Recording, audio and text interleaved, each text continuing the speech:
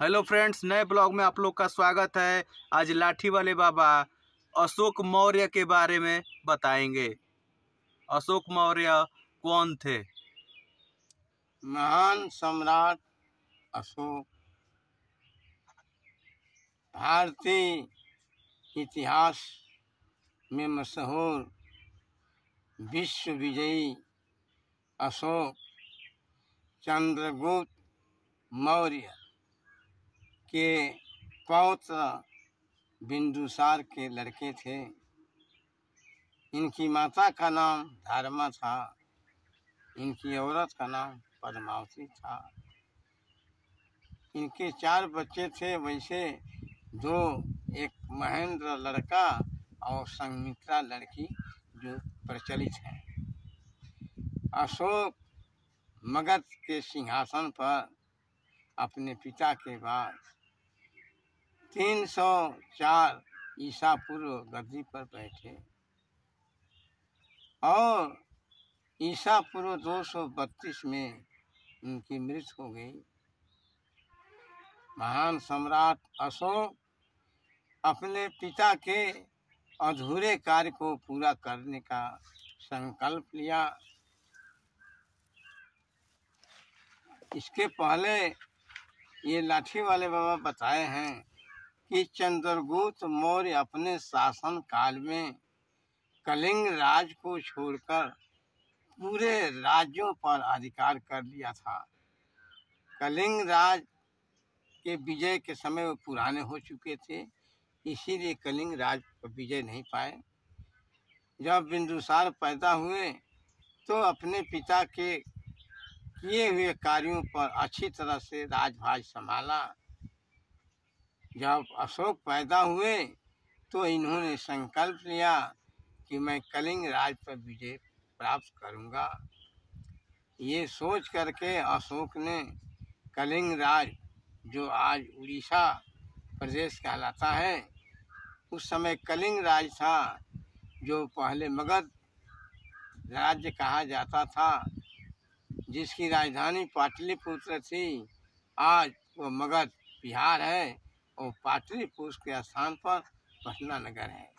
आज भी बिहार की राजधानी पटना है और पूर्व काल में मगध राज के समय भी वही पाटलिपुत्र राजधानी थी। अशोक भारी संख्या में सेना लेकर कलिंग राज पर आक्रमण किया। 4 वर्षों तक लगातार युद्ध चलता रहा। लाखों करोड़ों मनुष्यों की मृत्यु हुई। अशोक कलिंग पर विजय प्राप्त कर लिया, लेकिन वहाँ के नरसंहार को देख करके कलिंग जो है अशोक अपना हथियार फेंक दिया और कहा कि मैं कभी भी युद्ध नहीं करूँगा। वह बौद्ध धर्म को स्वीकार किया। आज भी हम देखते हैं कि राष्ट्रीय तिरंगे झंडे में अशोक का चक्र है। यह चक्र हमें सत्य और अहिंसा का प्रतीक बताता है।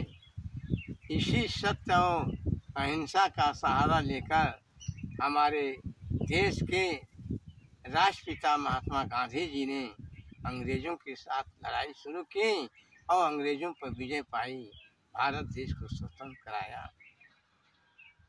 सत्य और अहिंसा में इतनी बड़ी शक्ति है, महान शक्ति है, जिस पर कोई भी आदमी चलेगा तो हमेशा विजयी रहेगा।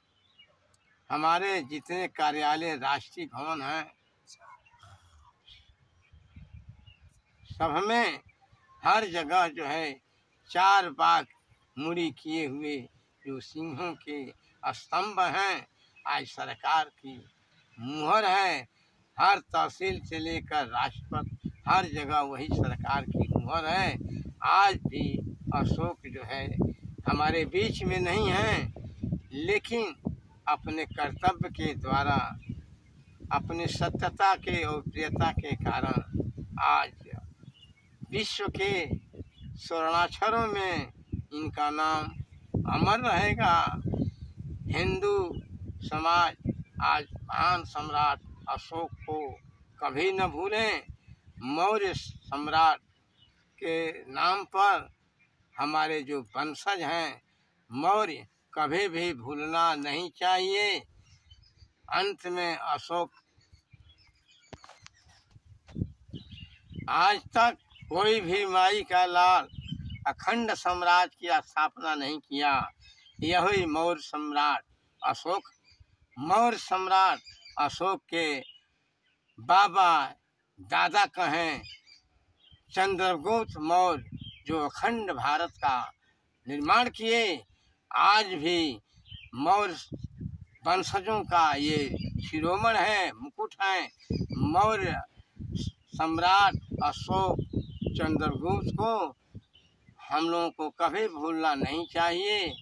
अंत में अशोक धर्म प्रचार, बौद्ध जी के धर्म को स्वीकार करने के बाद अपने पुत्र महेंद्र और पुत्री संघमित्रा को चीन, जापान, श्रीलंका, दक्षिणी कोरिया, उत्तरी Korea, Indonesia, Vietnam, Malaya, Singapore, Sumatra आदि विदेशों में प्रचार करने के लिए भेजा।